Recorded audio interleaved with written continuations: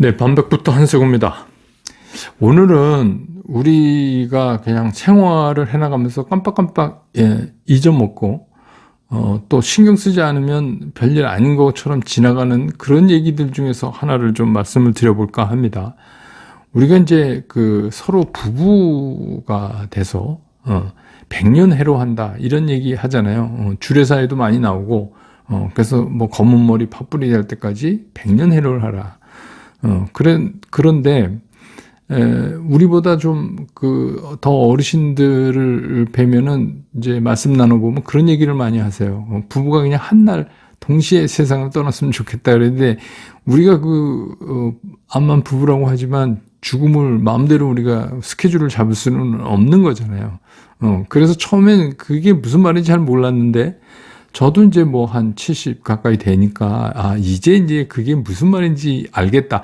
그것도, 가능만 하다면 굉장히 행복의 조건 중에 하나겠구나. 이런 생각도 듭니다. 그런데 이제 우리가 그 많은 부부들이 있으니까, 특히 이제 시니어가 돼서 부부 중에, 특히 이제 그 남자가 시니어에 들어가면서 부인한테 그런 얘기 많이 합니다. 나 만나서 고생을 많이 했다. 나 만나서 걔는 고생을 많이 했다. 저도 뭐 그런 생각 들 때가 있어요. 저 사람이 나 만나서 고생 많이 했네. 근데 이제 이게 요새 이제 뭐 너무 흔하게 나 만나서 고생했지. 이게 자주 얘기가 되면은 우리 흔히 하는 말로 영원히 없어요. 그냥 하는 말 같아요. 근데 나 만나서 고생했어 이러면서 행동은 전혀 바뀌는 게 없습니다. 그러니까 나 만나서 고생했으니까 계속 고생해. 뭐 마치 이런 것 같아요.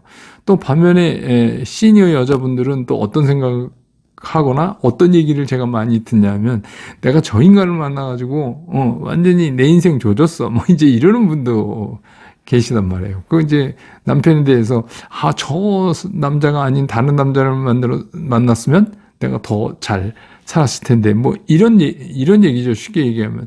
근데 여러분 가만히 생각해 보면 어떤 부부가 지금 어떤 상황에 있다고 하는 거는 그 부부 둘이 만들어 오는 겁니다. 어떤 한 사람에 의해서 그렇게 되는 게 아니기 때문에 어떻게 보면 이거는 부부의 공동 책임이지 누가 누구 때문에 그렇게 된 거는 아닙니다. 그러니까 뭐 옛날 같이 부부가 한 번도 사전에 얼굴도 못 보고 그냥 갑자기 결혼하는 그런 부분은 없잖아요. 그러니까 그것도 일종의 자기의 선택이었기 때문에 그리고 현재 그 부부가 안고 있는 그런 모든 상황은 그 두 부부가 만들어낸 그 상황이다 이런 거죠. 그러니까 쉽게 얘기하면 공동의 책임이다 이런 겁니다. 그러니까 누가 누구를 비난하고 뭐 이럴 성격의 거는 아니죠. 그러니까 그 김광석 노래 중에서 어느 60대 노부부의 뭐 이야기 뭐 이런 거 있지 않습니까? 뭐 60대가 이제 노부부가 아니고 이제 80 뭐 이렇게 돼야 되겠지만 아무튼 그런 거 빼고는 거기도 얘기가 다 나오잖아요. 뭐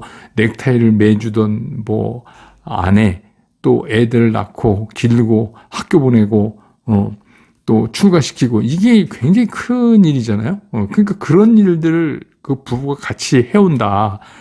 그거를 이제 노래하는 건데 어떤 부부나 그 노래를 들으면서 이렇게 추억에 잠기고 어떤 부부나 진짜 살아온 얘기를 이야기책으로 쓰면 다 몇 권이 될 거라고 생각을 하십니다. 그러니까 그런 사연 없는 부부는 없어요. 그러니까 모든 부부가 다 그런 사연을 이제 안고 살아가는 겁니다. 그래서 우리가 그냥 그렇게 살아가는 거죠.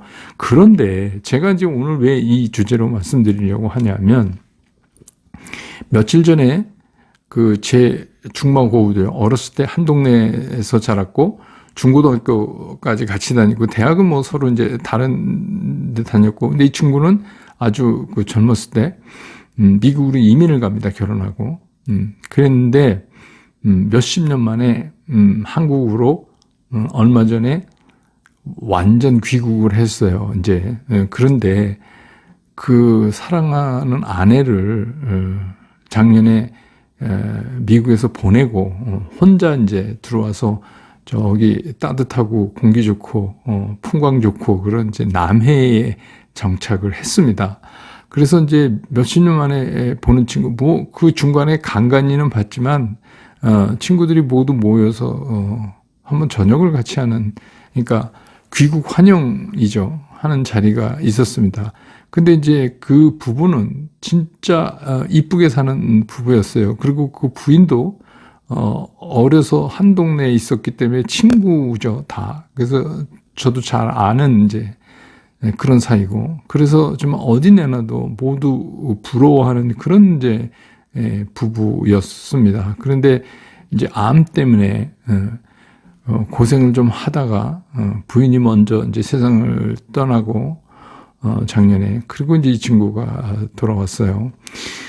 근데 그 이제 70이 다 돼서 돌아와서 어렸을 때 이제 친구들이랑 이렇게 앉은 자리에서, 그래서 그 자리에서 이제 우리가 물어봤어요.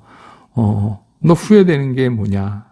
그러니까 뭐, 내가 이 사람을 데리고 미국 가서 뭐 정착하는데 이렇게 고생했고, 뭐 어떻고, 뭐 그런 얘기가 나올 줄 알았어요. 근데 전혀 뜻밖의 얘기를 들은 거예요. 그게 뭐냐면, 그때 얘기를 못해서 후회스럽다. 그런 얘기를 하더라고요. 그래서 그게 무슨 말이냐 이랬더니, 부인이 아프니까, 뭔가 하고 싶은 말이 있었는데 조금 이따 하지, 조금 이따 하지, 조금 이따 하지 이러면서 계속 미뤘다는 겁니다. 그런데 병세가 악화되니까 이제는 자기가 얘기를 해도 못 알아듣는 상태까지 왔다는 거예요. 그러니까 그때 내가 진작 얘기를 했었어야 하는데, 이런 후회가 든다.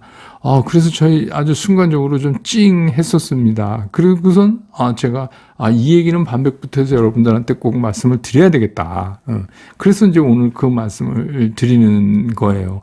뭐 물론 이제 우리가 그냥 반장난 아니면 뭐 그냥 일종의 그 상투적인 푸념. 그래서 내가 저 사람 만나서 고생했고 뭐 이런 그런 것 말고 진실되게, 우리가 시니어 정도 나이 되면 진실되게 배우자한테 뭔가를 자기 얘기를 할 수 있었을까?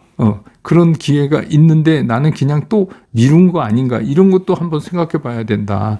그런 생각이 듭니다. 그래서 나랑 살아줘서 고마웠고, 그때 이렇게 어려운 거를 우리가 같이 극복해서 이렇게 해서 고맙고, 뭐 이렇게 해서 고맙고, 그래서 사랑하고, 그래서 앞으로, 죽는 날까지 더 이쁘게 그렇게 살아가자. 뭐 이런 얘기들 아니에요. 근데 여러분 만약에 그게 생각이 나셨다. 그렇게 얘기하고 싶었다 하면 여러분 당장 하십시오. 미루지 말고 지금 바로 얘기하십시오. 이게 굉장히 중요한 것 같아요. 제가 가만히 생각해 보니까, 그런 다음에 이건 놓치고 나중에 얘기를 못 하거나 아예 할 수 없는 상황이 되면 이게 진짜 가슴 아픈 거 아닌가. 그런 생각이 들어요. 그래서 지금이라도 그런 생각 나셨다면 진짜 뭐 손 꽉 잡고, 아니면 차 한 잔 놓고 마주 앉아서, 아니면 뭐 와인 한 잔 하면서라도 얘기를 하십시오. 그래서 우리 시니어 여러분, 하시고 싶은, 배우자에게 하시고 싶은 얘기가 있다면 이거는 미루지 말고 지금 당장 얘기하자. 이런 얘기입니다. 여러분 어떻습니까? 오늘 얘기는 이렇게 줄이고요. 다음에는 다른 주제로 또 말씀드리겠습니다. 여러분 사랑합니다.